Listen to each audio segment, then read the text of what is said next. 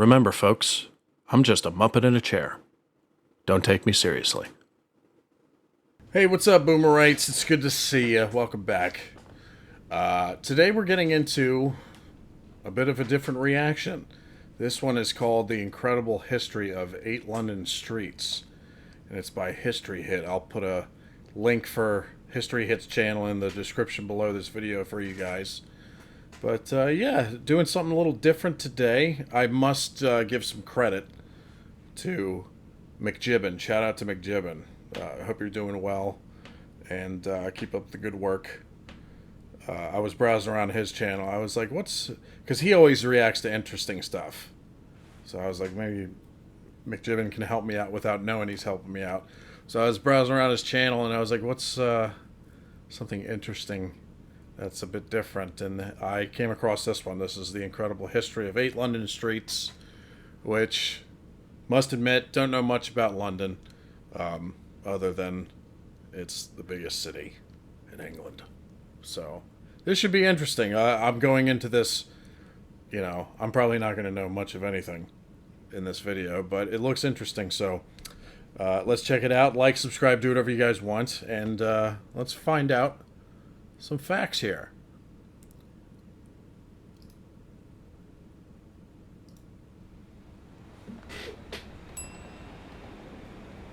Founded by the Romans almost 2,000 years ago, London is a city teeming with history. There's been everything from rebellions to regicides to executions to fire.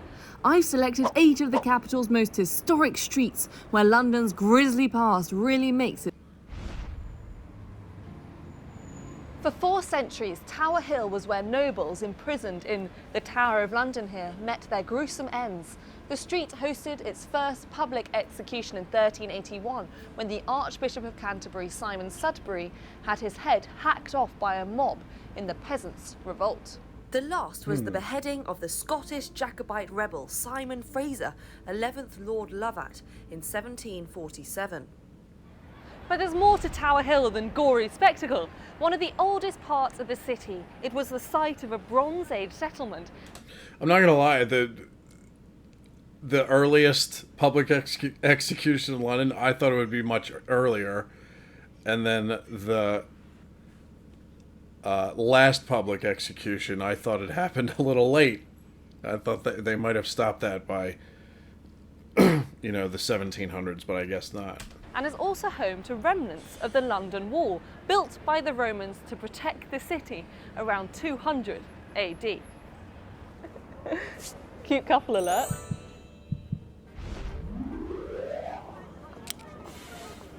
Part of the old Roman road to Colchester, Whitechapel Road has long been associated with the Whitechapel murders, attributed to Jack the Ripper.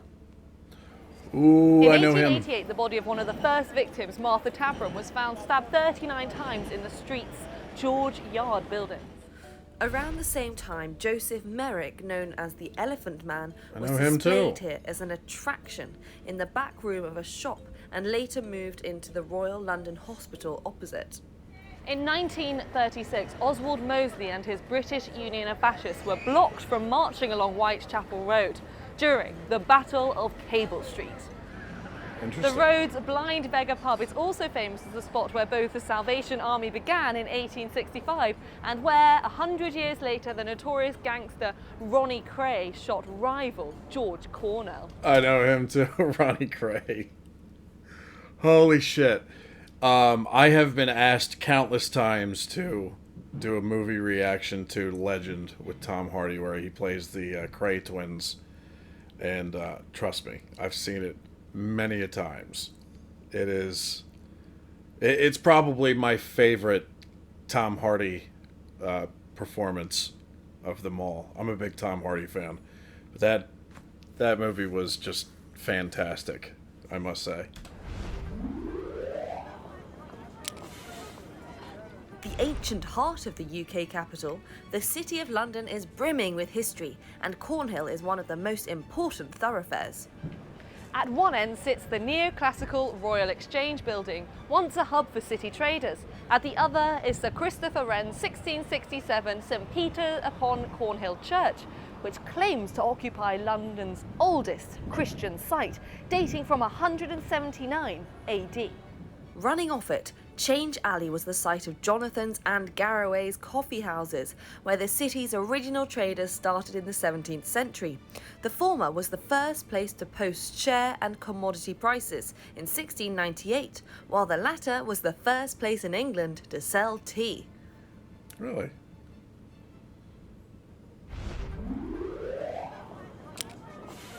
Thule. Just south of the river, Thule Street gets its name from the now demolished St Olav's Church, itself named after Norway's King Olav. In the 11th century, the future Norwegian monarch helped England's Ethelred the Unready against the city's Danish occupiers by pulling down nearby London Bridge with his longboats. In 1861, the Thule Street fire devastated the area. The blaze took 2 weeks to fully put out and led to the establishment of the capital's public-run fire brigade.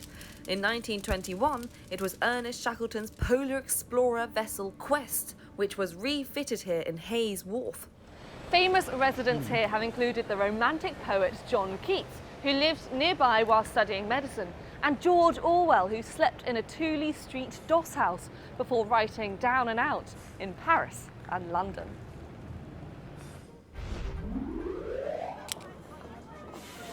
Not exactly a street, but I've heard of this that. London thoroughfare oozes history from every pavement crack. Dominated by the 52-metre Nelson's Column and flanked by the National Gallery, home to myriad old masters, the site was once prowled by cave lions, rhinos, elephants and hippos, according to excavation work. More recently, it's been the site of political rebellion. In 1848, the Chartist riots for social reform started in this square, and suffragettes were planting bombs here in 1913 and 1914. Anti-nuclear, anti-apartheid, anti-poll tax, anti-war and even anti-lockdown demos have all followed. So that's where that's the best place to protest, I guess, huh? Whitehall Whitehall. takes its name from the Palace of Whitehall, where Henry VIII lived, died and married both Anne Boleyn and Jane Seymour. Charles I was headed outside its banqueting house, which is the only part that survives after fire destroyed the palace in 1698. Sir Robert Peel set up HQ at number 4 when starting his police force in 1829, and the premises later became known as Scotland Yard. Synonymous with UK government and home to numerous ministries, Whitehall has been a target for terrorists over the years. In 1991, the Provisional IRA fired mortars from Whitehall onto the adjacent Downing Street, one of them exploding in the gardens of number 10. Damn. Below ground, a network of secret bunkers built since the Second World War are designed to keep the country running in the event of an emergency. Very interesting video. Developed in the start of the 18th century and named after the military commander John Churchill, the first Duke of Marlborough, this Soho Road has been home to peers such as Lord Nelson and scientists such as Henry Cavendish and Charles Darwin. Philip Morris, which owned a factory here in 1881, named its Marlborough cigarettes after the street. Number 20 and 21, now a hotel, once housed the Marlborough Street Magistrates Court, where Charles Dickens worked as a reporter and Oscar Wilde stood trial in 1895. Rock stars John Lennon, Mick Jagger and Keith Richards have all faced a judge here too. Really? Further Piccadilly? west, upmarket Piccadilly has been a Piccadilly. major I London like that artery name. since the Middle Ages. Its name comes from local tailor and landowner Robert Baker, who made his fortune here by selling piccadilles. These were big lace collars which were trendy in the 17th century, and he lived in Piccadilly Hall. Over the years, this long, wide street has been home to aristocrats, various members of the Rothschild family, and even Count Dracula in Bram Stoker's 1897 novel. St James's Hall, which was demolished in 1905, hosted readings by Dickens and concerts by Tchaikovsky. Fortnum and Mason opened in 1705, the Ritz Hotel opened in 1906, and the Royal Academy of Arts continue to provide links to its prestigious past.